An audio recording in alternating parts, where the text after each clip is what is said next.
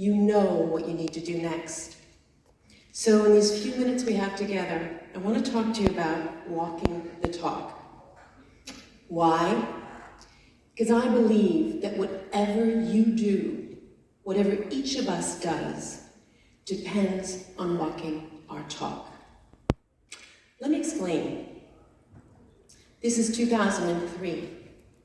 I had been a management consultant in finance for 10 years, overworked and overweight.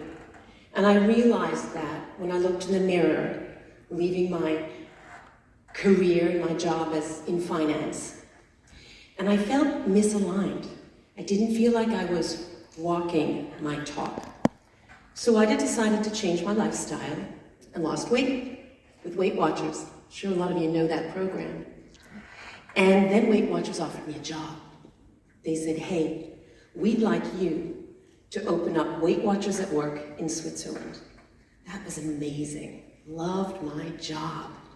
Helping people, supporting people to lose weight like I had, at that point about 50 pounds, yeah, I'm thinking kilos, pounds, and inspiring them at work.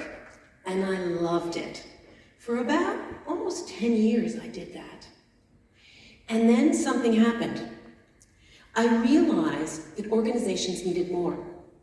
They needed to look at things like sedentarity, sleep, stress, resilience.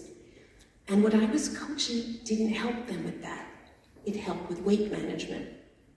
And on the weight management side, I saw people yo-yo. I lost that weight back in 2003 and I haven't weighed myself since. What was the difference? Something was off. I felt misaligned. I wasn't walking my talk. And that's where someone I respect highly said to me, Ellen, you walk your talk. You inspire. You know what you need to do next.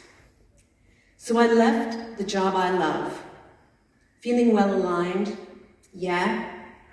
And this is where I discovered the secrets of health and wellness coaching and what really leads to permanent behavioral change. Active listening through a client-led process. Self-determined goals based on personal strengths and an unconditional positive regard. So maybe, just maybe, I could coach myself. Didn't know what I was going to do next. I loved my job. So I thought about this and aligning with what I do best. And I created my company, Wealthness, using a coach approach, which we've been talking about, for sustainable behavioral change. And that wealth plus health. Of course, I was a finance person, so I was putting those two things together. And it was great. It worked. I was getting the sustainable change I wanted in the workplace. Except for, in the words of dear Tyler, those corporations that were doing random acts of wellness. And after one or two programs, they just fall off the wagon. And people, they kept yo-yoing. I saw the yo-yoing with weight, with sleep, with lots of good intentions. So something again was off. I felt again misaligned. I wasn't walking my talk. So at that point, I moved on. I started pivoting. And every year I did something else. I studied more coaching at the University of Geneva. I did my degree in health coaching. I pursued my degree in workplace wellness consulting like Iliana.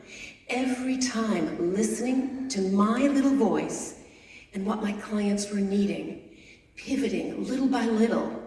I learned about mindfulness and mindful eating, so people didn't have to be on a diet, like Dexter was explaining to us yesterday, thinking about other things than exactly what to eat, but maybe why we eat and how we eat.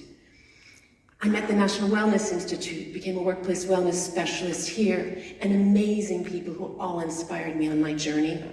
Continued with the American University of Integrative Health, my master's degree, always listening and trusting what my clients needed, and perhaps myself as well. I went on with my certifications, and this is not to show you my certifications, because one thing I said at dinner last night is, I am blown away by what you people do in terms of training and certifications. But it's just to say that pivoting along the way allows us to walk our talk. The latest is when I turned 50, and Kelly just mentioned this, I noticed that the workforce was aging. So was I. So we all. And maybe I wasn't quite resonating with that audience. So I wrote my book, Wake Up, Shake Up, Thrive, How to Lift Up Your Life in Your 50s and Beyond. And that brings me into the diversity, equity, and inclusion space, and ages and aging. So why am I sharing all this with you? And what are the takeaways I'd like you really to have for today? Number one, moving forward, I encourage you to pause along your journey. Listen to what that little voice says. Are you walking your talk? If there's any doubt at all, I like to say when in doubt, out. Any misalignment or worry, dare to pause and pivot. Be ready. This is a great place to get that inspiration. Number two, use a coach approach on you. Listen not only to what your little voice is saying, but to what it's not saying. To discover your goals and strengths, because they change throughout a lifetime. They change.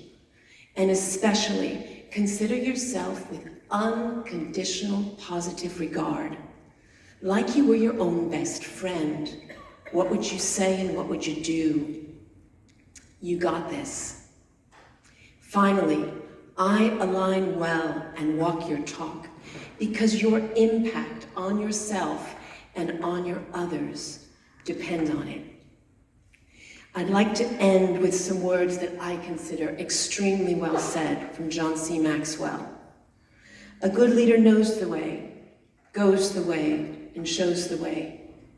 Whether you're a parent, a boss, a leader, or a coach, the leader is you, leader of yourself and of others. So I encourage you to take this message so that lots of people around you can also reimagine wellness. Thank you.